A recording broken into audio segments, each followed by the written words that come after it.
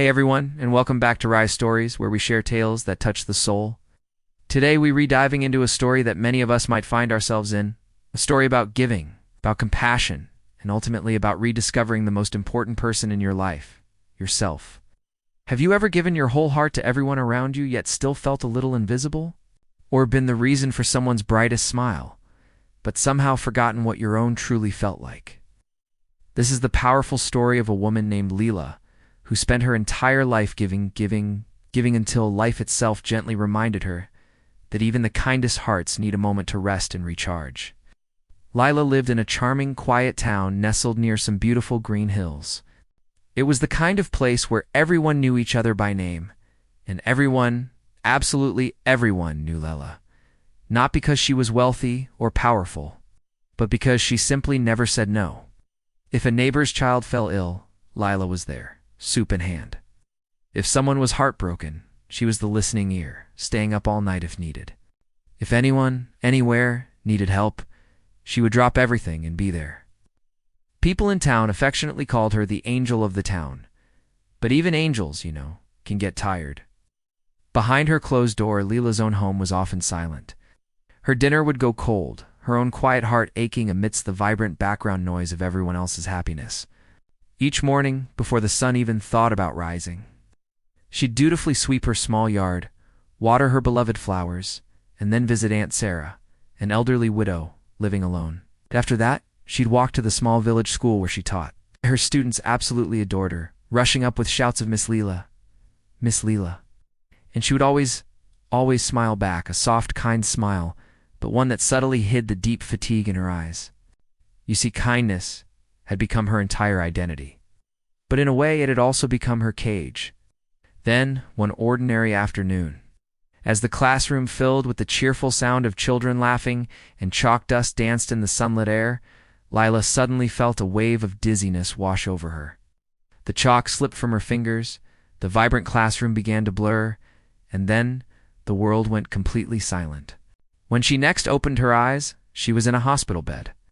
An IV needle was in her wrist, and a doctor stood gently beside her. He spoke softly. "Miss Leila, you fainted from exhaustion. Your body is incredibly tired, and your heart desperately needs rest." Leila, ever the caregiver, whispered, "But the school fair, the decorations." "My students," the doctor gently interrupted, "everything can wait, Miss Leila, but your health, it simply cannot."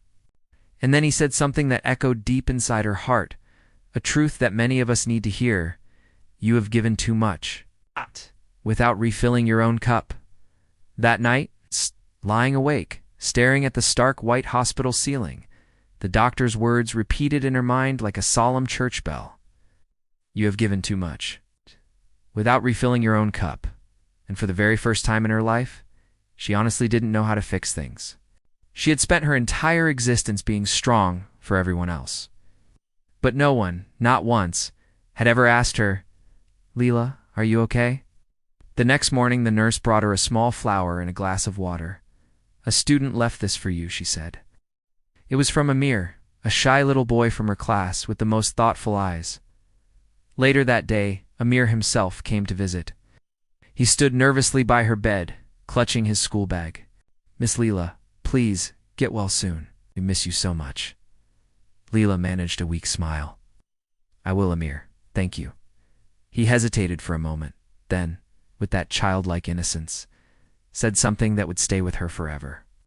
"My mom says you must also love yourself, the way you love others." Leila froze.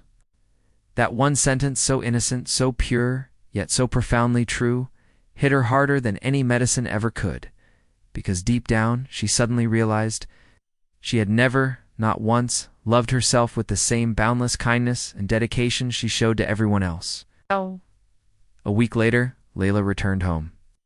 Her small house looked exactly the same quiet chair, the same cold dinner plate, the same stillness. But this time, she was different. She looked around and whispered softly, "I'm so sorry, Leila, for forgetting you." That was the night her true healing began. From the very next morning, she started making small, deliberate changes. Before visiting Aunt Sarah, she made herself a warm, fresh breakfast. No more cold leftovers. She started writing again, journaling her thoughts, something she hadn't done since she was a teenager. She painted the beautiful flowers in her garden, and sometimes she simply sat by her window, watching the sunrise with a peaceful cup of tea. And in those quiet moments, she slowly, gently began to remember what true peace felt like. At school, her students and colleagues noticed something new about Miss Leila. She laughed more freely, her smile was brighter, and she didn't rush through the day like she used to. When someone asked her for help, she began to say something she had never, ever said before. "I can't do it right now, but I'll help later." At first, people whispered, "Leila has changed. She actually says no now, but soon." They noticed something else. She looked alive, happier, healthier. One evening, Aunt Sarah looked at her with knowing eyes and said, "You look different these days, my child. What changed?" Leila smiled, a genuine, radiant smile, and replied, "I started giving the same kindness to myself that I give to others." That one line became her truth and her profound peace. Months passed. Leila's life became beautifully balanced, gentle, steady, and peaceful. She still helped people, of course, but she no longer disappeared into their pain. She listened when someone cried, but she never forgot her own laughter. She gave generously, but she also allowed herself to receive. Her life became like a candle that burned steadily and warmly, not wildly, not dangerously, but with a beautiful, consistent glow. People began to notice this transformation. They started saying, "Leila taught us something no one ever did, that self-care isn't selfish, it's sacred." One day, Amir came to visit after class. He pointed to an empty chair near her window and asked, "Miss Leila, why do you keep this chair empty? No one ever sits there." Leila smiled softly and said, "That chair is for me. Whenever I feel myself forgetting, whenever I need to pause, I sit there, breathe, and remember who I am." Amir didn't fully understand it then, but he saw the deep peace in her eyes, and somehow he knew it truly mattered. Years later,